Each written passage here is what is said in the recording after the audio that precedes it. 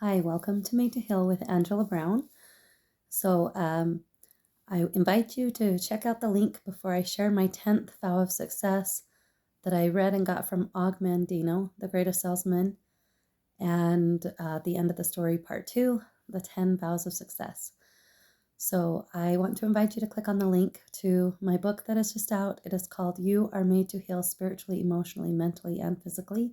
And this is just my journey of overcoming being stuck in a hard place for 30 plus years. 30 plus years stuck in childhood trauma, from physical abuse, sexual abuse, verbal abuse. And I dealt with suicidal thoughts and depression quite a bit. Also, I dealt with postpartum depression. And if you are a woman and you have dealt with both, you know what that's like. I always explain that postpartum depression is like depression on steroids. It's really bad. Anyway, I hit rock bottom in 2015, and I had dealt with all of that for a lot of years, decades, and I just hitting rock bottom. I just was at my wit's end, and I didn't know what to do. Only to submit to God. I just said, okay, I've been beating my head against this wall. I need you to show me a new way. I need you to show me how I can heal because I can't do this anymore. And God really put me on a beautiful journey, whether it was someone that showed up at my door with a book because they were thinking of me, and whether it was a course or a class or a technique, something that I came across on social media. Yes, social media is wonderful. There are so many positive, good things to get from that. So I have been on an incredible journey, and I have gone going on 10 years. I have gone 9 years without suicidal thoughts or depression whatsoever. And I chose not to use pharmaceutical drugs to overcome. I chose to use God and Christ and learning how to work through my emotions, learning how to connect with the inner child for healing to take place. And I've learned a lot. So check out that link. It is my journey on the things that I have been doing these last 9 years that have kept me unstuck, that have turned my stagnant to just really moving forward in a you know in a faster pace than I could have ever expected. I thought I was going to be stuck in depression and suicidal thoughts for the rest of my life, because it's, why should it be any different? So I went from victim to victor through Christ. And I invite you to open that link and share it with others. I wrote it for adults and teens alike. So let's share the last vow of success in Og Mandino's book, The 10 Vows of Success. It is, always will I maintain contact with my Creator. This is probably the most important vow of success. Do not forget to have contact with your Creator. God has done so much for us. God has blessed us with so many things. And, all the times that I was feeling alone and like God had deserted me, I found that it was quite the other way around. God is always there. God is always there to give His love and support, and His love is always present. But it's us. It's us that removes ourselves.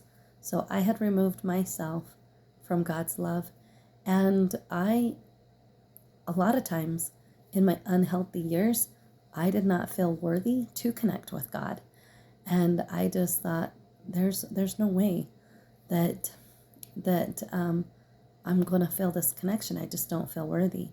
Well, when I hit my healing process, I learned really quick that God is there. God is there ready to share of His love, share of His wisdom. And He does that through other people. He does it through books. He does it through classes. All good things. I want you to remember, all good things come from God and Christ. All good things come from God in Christ. There's no just one source for all of that. Well, all the stuff, all the good books, and all the good, great classes and the great minds come from one source, which is God, our divine creator. And so, keeping that in mind, that is the best thing we can do. Remember the 10th vow of success. Always will I maintain contact with my creator through prayer. I forgot to add that because that's what it says. Always will I maintain contact with my creator through prayer. You keep that line of communication open. It is so important to have that line of communication open to God, because when we do that, we will feel inspiration coming at us all the time. And inspiration is a beautiful word when it's broke down. It's breath, God's breath. God's breath is inspiration. So when you get this good idea, or you get this inspiration that you feel like came out of nowhere, it didn't come out of nowhere. It came from God. God is where our inspiration comes from. And I just love that. Inspiration is God's breath, God's spirit, God's energy. And so always will I maintain contact through prayer with my Creator. Do not forget to pray. Prayer is the most powerful tool that we have in behalf of ourselves and in behalf of others. I'm telling you, when I have gone through my heart stuff and I have asked community members to pray for our family because it was such a tough time, those times were tough, guess what? I felt those prayers. Those prayers were incredible. The power of prayer is an energy that cannot be reckoned with. It is just an amazing thing. So never underestimate.